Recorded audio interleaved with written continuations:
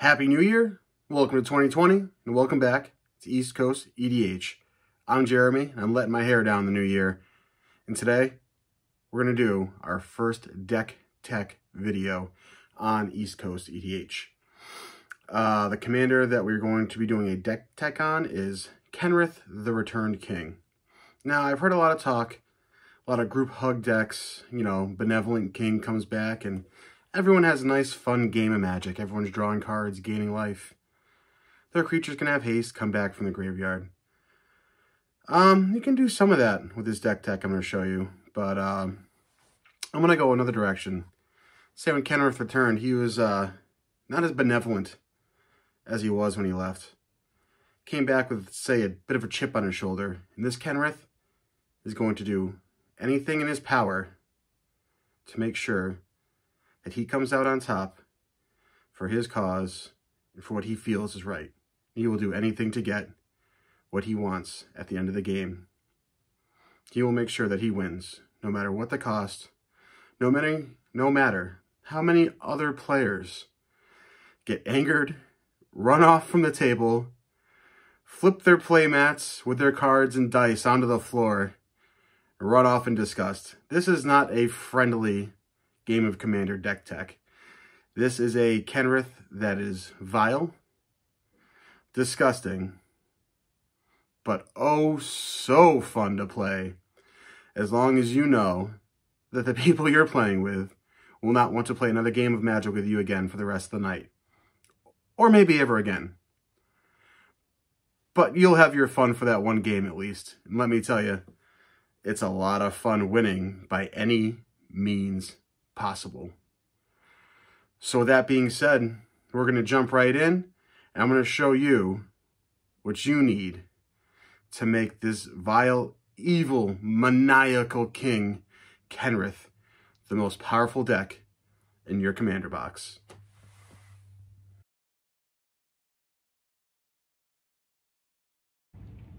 All right, we're going to start off with the commander, Kenrith, the Returned King. Very, very powerful white card. It's rare that white is given this much power. The only reason the power is there is from the other colors, but still, very, very cool. All creatures gain trample and haste until end of turn. For anyone, whenever you want to do it, make some deals, kind of take down the other threats on the board until you're ready to win if you want. Put a +1/+1 counter on target creature. Same thing. I usually use it on my own creatures, but maybe someone has a creature that needs to be adapted. You make a deal. Cut a deal with them. Give them a counter until it's time for you to lay the smackdown upon them. Target player gains 5 life. That's a big one. That's definitely one of the win cons in this deck, right on this commander card. If you have this out and can do that with other cards in your hand, you're all set. Target player draws a card. Same deal. If you're able to activate this with a couple of cards in this deck, game is over. Put target creature card from a graveyard on the battlefield under its owner's control. That has a lot of power depending on what your opponents are playing. I mean, there's some very powerful creatures with very powerful ETBs. So this could help you in many astronomical large amount of ways. I use it for a couple creature cards I put in the deck. But yeah, Kenrith, the Returned King. Simply amazing. So powerful. I think one of the best, most powerful commander cards out there right now that you could use to build a deck. And the way I built it, you should be impressed.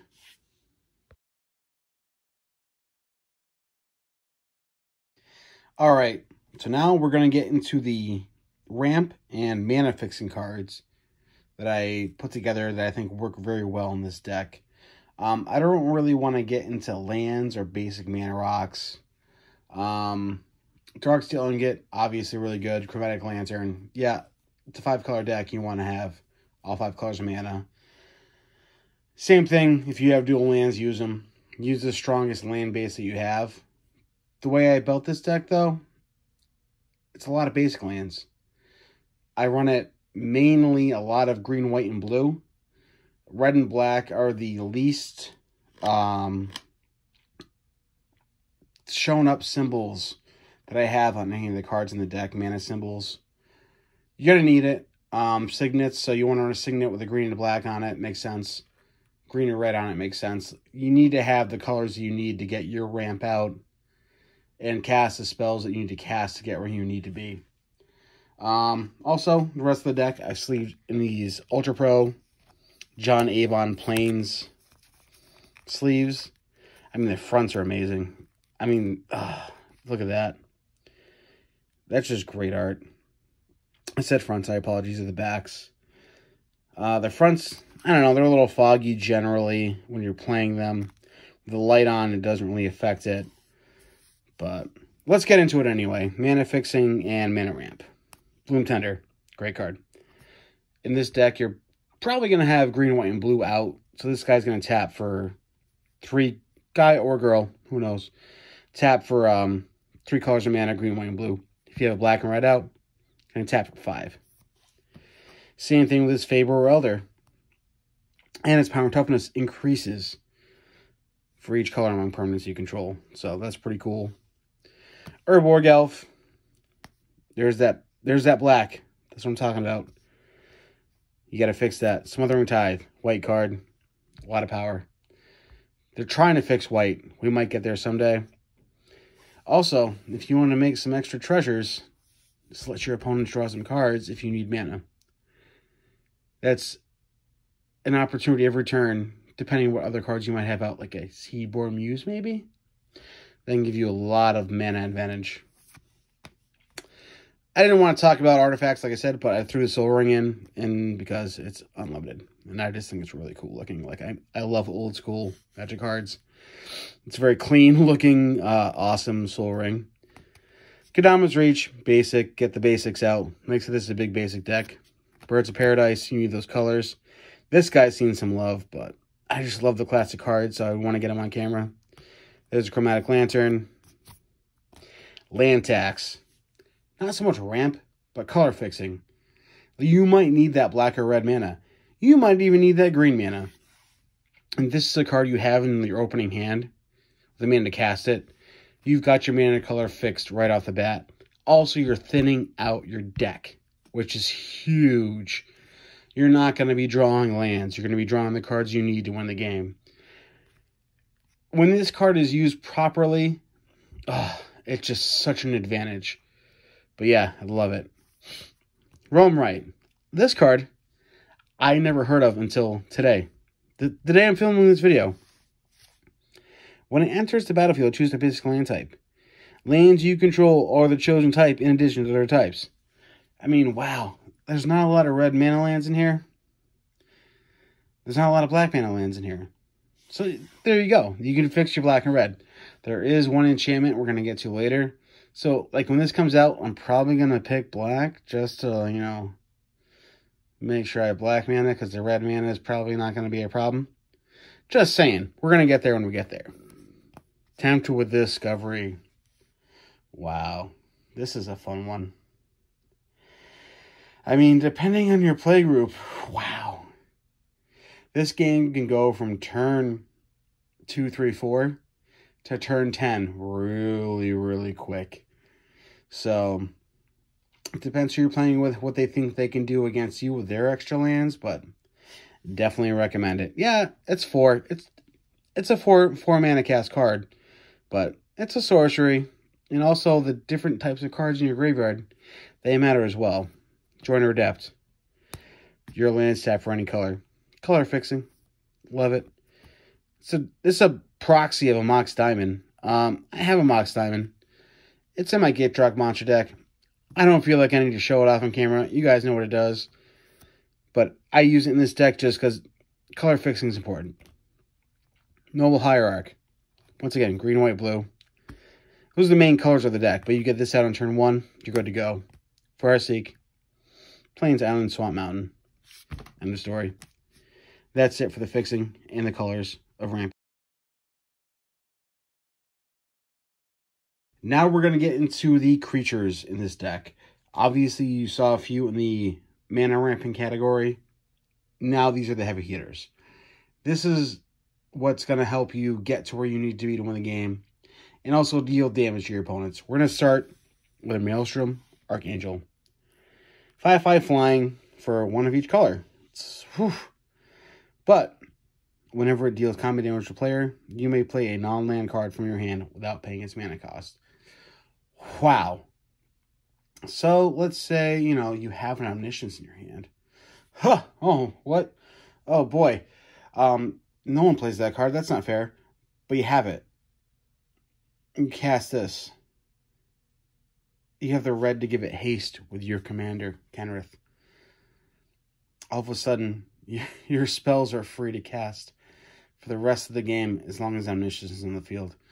We'll get into some other cards that'll make that seem a lot more valuable. But yeah, this can be a powerhouse. Seaborn Muse. Untap all permanents you control during each other player's untap step. Kenrith has a myriad of abilities, all based off mana and tapping mana to gain counters. Target player gains life. Draw a card, or to put creatures onto the battlefield from graveyards. Imagine being able to do that during everybody's turn. Why not? You gotta put this in there. This makes sense. Teferi. Everyone loves Teferi. Blue Teferi, white blue Teferi. Doesn't matter. Teferi is always good. You can sneak this guy in too. That's the best part. And then you can sneak in other creatures from your hand into play once you sneak this guy in. In your opponents, they can't do anything about you just regularly casting creatures on your turn. Or other players' turns as well, unless they're playing counterspells. So, very powerful card. Muldrotha. Play up to one permanent card of each permanent type from your... Wow. So, there's a couple fetch lands in here. One or two. Not a lot. They get basic lands. Some of them are probably worth less than $1. But being able to do it multiple times to get multiple lands, that's a lot of value. Then creatures, too. Sometimes they die and go into the graveyard. Sometimes you put them in the graveyard. This lets you get them out onto the battlefield. And with Kenrith, with one red, they gain haste. I mean, why not? Hellkite Tyrant. I don't really count this as a win con in the deck because I don't run too many artifacts. But if you hit enough players and gain control of enough artifacts, you're going to win the game. Also, it's a good color fixer. Now this I like. 7, black and red. Those two colors you don't run a lot of. How are you going to get this guy out? That problem should be solved already. But when your opponent's trying to react to whatever you're doing, or what your other opponents are doing, they take damage. I mean, why not? And it's another target that takes the attention away from your commander. Like, this needs to go before he does. Yep, Secret Lair. You guys watch me. I unboxed it. That's where we got. There's one with the Dragon deck. He's 5 colors, though. And the 2 5-color creatures, they do kind of matter, actually, depending on what other cards you're going to play and hopefully win the game with. You get a 10-10. And you get to draw a card. Same with the Angel. You get to put a permanent into play. And you don't have to cast them. You put them in your graveyard, you pay a black and 4 colorless mana. This guy's coming out. And then you just got to pay 1 more red. He's swinging. So, I just put Seaborn there because it's the original Legions. I mean, that's so cool. But yeah, that's the creature base for this deck. It's not huge. Like with the ramp creatures, I'd say, 15 tops, but they all matter. And that's what you need, are creatures that matter in this deck. Alright, now we're going to get into protecting yourself and your creatures. You never know what's going to happen. Sometimes you just need to make sure that you survive a few more turns, even just one turn. just to get what you need done. This starts with Ghostly Prison. Creatures cannot attack you unless their controller pays 2 mana for each attacking creature. That's pretty powerful. There are a lot of token decks out there just want to run you over. Zombie decks, elves. To make your opponent have to pay mana to attack you gives you an advantage for a little while early on. Once it gets to be too late, it's just too late.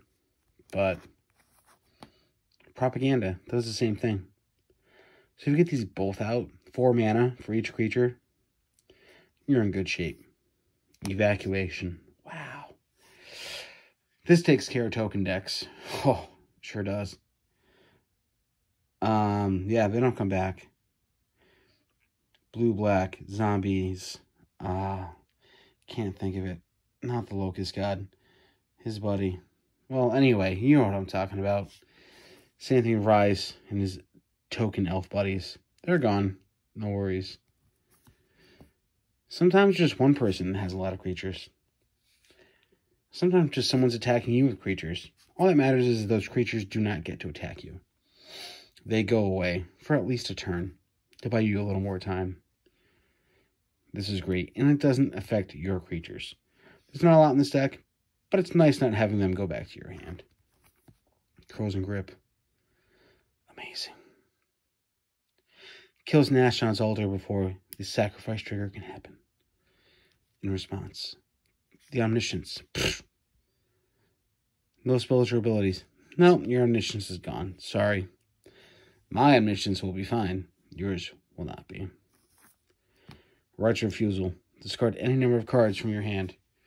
Counter target spell. This controller pays 3 for each card discarded this way.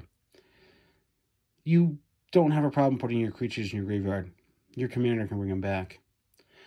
For maybe less mana or easier mana to spend than their actual casting costs. Discard them, put them there, get them out, start swinging by paying a red and giving them haste. Pramicon. Love it. This art's amazing. I think one of the coolest cards out of Commander 2019 that I haven't really seen a lot of.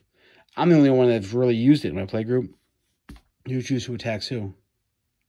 I mean, how cool is that? There's usually not a lot of creature-based decks in every game. So basically, you're making that person attack the other players until they can get to you. By that point, you're ready to win. Asceticism. People aren't going to like that wall. They're not going to like your mana ramp creatures. They're not going to like your angel. Did we get the angel yet? We might not have. But if we haven't, you're in for a surprise. Regardless, you want to protect your creatures. You want to be able to keep Kenrith from the battlefield. This will let you do it. Feldon's Cane. Yeah, there's some dirty win cons in this deck, and they basically involve you putting your graveyard and library in opposite positions. Your library is going to be in your graveyard, and you're not going to have a library. Or your library is going to be exiled. At that point, you might be kind of screwed. But this could be a way to save yourself from a counterspell that maybe a stifle that will stop you from winning the game. You put some cards back in there, so you at least have something to play for the rest of the game. You'll be able to flash this out. We're going to get into that later. Austere Command. Sometimes you just need to blow some stuff up. Sometimes some of your stuff. Sometimes it won't be any of your stuff, but it's nice to be able to wipe the board of the problems. And people kind of look at you and like, you know what? He saved the game for a minute. Maybe he's okay. Blood Moon. Non-basic lands or mountains. Yes, a mean card. And you do play, I play a lot of basic lands in this deck. A lot of forests, a lot of plains, a lot of islands. Some fish lands. Some other ways, you know, basic land cycling cards or evolving wild, ceremonial expanse, but it's nice if you get this out. You don't need land fixing.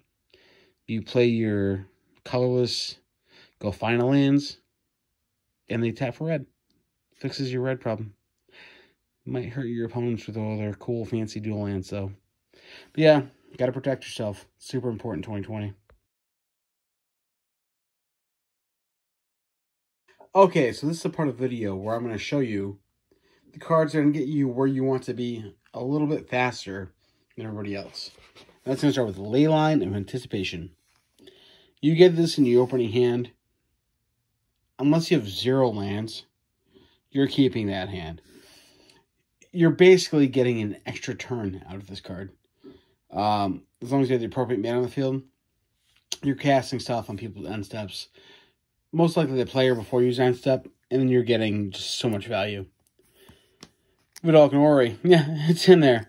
So that goes away. You want this out. Sometimes to win this game with this deck, you need to flash in cards to win. And this is the other way to do it. Murray's Wake. I feel like some people would think this is a ramp card. It's not a ramp card. It's a power card. You go from turn 5 to turn 10. 11, 6 to 12. Depending on when you cast it. Yeah, basically puts you levels ahead of where everybody else is. Also, your creatures get +1/+1. Yeah, not a lot of creatures in this deck. But sometimes you need them. That one extra damage might matter. Noxious Revival. Ugh, man. Sometimes a really cool thing gets thrown in the graveyard. Sometimes you have to discard it. Sometimes they're destroyed. But this puts it right back on top of your library. And with Kenrith, you can draw it at any time. We have a blue and 3 colorless open. Just cast it again. Buried Alive. So, you've seen the creatures already. You know what they do. So, let's say you drop in the Ur Dragon into your graveyard on turn, I don't know, 3. On turn 4, with the proper ramp, you get it on the battlefield. You are drawing a card and putting a permanent into play on turn 4. Super powerful. Same thing with the Angel. Or maybe you get Pramicon. Throw it in there. There's already a threat in the field. A lot of creatures. Send them someone else's direction. Very powerful. Brings a Bright Hearth. Oh, man. So you're going to turn a creature into play. Maybe you have 7 mana available. You can pay a black and 6 colorless to get 2 creatures into play with rings. Or 6 mana, draw 2 cards. Or 5 mana, gain 10 life. Very, very powerful with Kenrith's abilities. Eldrazi Conscription. Wow. You could actually win the game with commander damage with Kenrith. No, there's no rogues passers in this deck. There's no way to sneak in, sneak through. You throw it on a creature. They get +10/+10. And an Annihilator 2. So if there's an open pathway for damage, it's going through. And if this is in your hand and you're planning on killing someone with commander damage, you can kind of buff Kenrith up with +1/+1 counters from his ability. Then drop this in. Game over. It's done. Expropriate. Oh, man. It's not nice, but it works. And sometimes it's all that matters. Sometimes things just need to work. This card, no matter what happens, works in your favor. Either you're getting a permanent or you're getting a turn. And if you get 4 turns, oh yeah, if you don't win the game, you deserve to lose horribly. And if you get 3 permanents, you should still win the game. This is an axe in the table. And the only part of the table left standing is your part. Detutor. Huge. Just get whatever you want. Just go get it. Put it in your hand. For 2 mana. And if you have Leyline or Vidal Canori out, you do this at the end of the person before your turn. You just get whatever you want. And you're just going to cast it. And you can have to give it haste, or you can draw it, or put a counter on it. It's just super powerful. Tamiyo. It's a Planeswalker. Yeah, if you're attacking, you have to draw a couple cards. someone attacking you, put it on their creatures, draw a couple cards. Tap things that are being not nice to you. Or just get, you know, an emblem that says you draw 3 cards and you get omniscience. No cards from you. That's not bad. You have to plus it a couple turns. Expropriate gives you the turns. Or you just cast omniscience. You can just cast spells from your hand without paying their mana costs. Once you get this out, it's lights out. Should be lights out.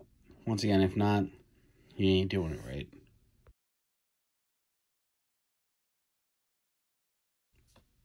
Alright, we're there, guys and gals. This is the part of the video where I show you the many ways that are going to let you win the game and piss off your friends and co-Magic players. So we're going to start with Happily Ever After. Wow. Cool. Everyone gets to draw a card and you gain 5 life when it enters the battlefield. That's cool. At the beginning of your upkeep, there are 5 colors among permanents you control. There are 6 more card types among permanents you control and or cards in your graveyard. Your life total is greater than equal to your starting life total. You win the game. I barely was able to say that because there's just so many words in a card to actually get the win. Yeah. This is one of those cards that work really well with Leyline or Vidal and Ori. If your life total is where it needs to be, and you have the right colors of stuff everywhere, and the amount of card types, yeah, it's over. I've actually done this a few times. It feels so good to win this card. A lot of people don't like this one. Until end of turn, creatures you control get +1/+1 and gain trample and infect. Dragon, Angel, Eldrazi Conscription. You're at least going to get one person with this. And if there's one person left, you should be, yeah. It's a fun win con in this deck because you don't run a lot of creatures. But it still sucks to lose. In fact, I always feel. Feldar Sarvin. At the beginning of your upkeep, if you have 40 or more life, you win the game. Well, Kenrith can give you at least 5 life without tapping. Depending on the amount of mana you have. And once again, Vidalcan, Ori, and Leyline of Anticipation. If you flash this in quick win. Wall of Reverence goes with Feldar Sarvin. I snuck another creature in there. Defender of Flying. At the beginning of the end step, gain life. It's the only reason I really threw it in there. The power of a creature. Goes really good with the Dragon or anything with Eldrazi Conscription on it. Try not to, well, you know what this is going to lead into. Whenever you gain life, Kenrith can make target player gain 5 life. The opponent loses that much life. Whenever an opponent loses, yeah, exactly. It's in there. Yep. What's that next card? It's like an artifact. It's like some blue cards back there. Try not to reveal. This is difficult. What to do is different next time. But these are gone. Leveler. When he comes into play, remove library from the game. Doesn't even go to graveyard? Wow, that's dangerous. That's dangerous. What the hell? Why would you do... Oh, frantic search. Draw 2 cards and card. Why would you want to do that? Like, what if you don't have a library? Hey, Windfall. Each player discards his or her hand and draws cards equal to the... Wow, but Leveler, you don't have a library. What is going to happen?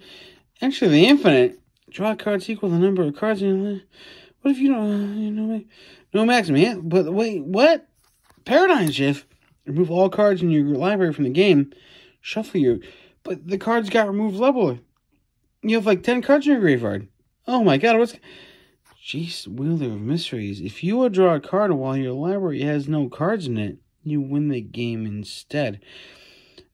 Oh, wow. Is that...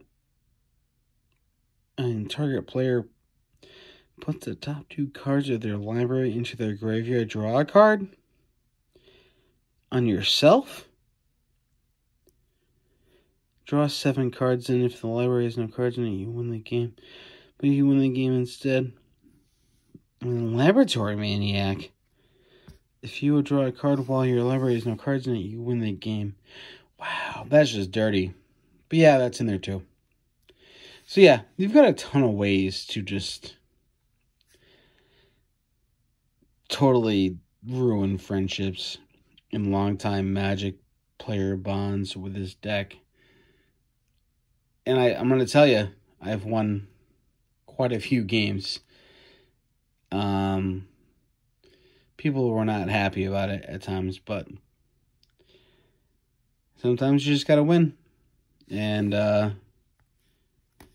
do it by any means possible. But yeah, Kenrith, there he is. In all its glory. So good luck in your deck building. And until next time, this is Jeremy, signing off.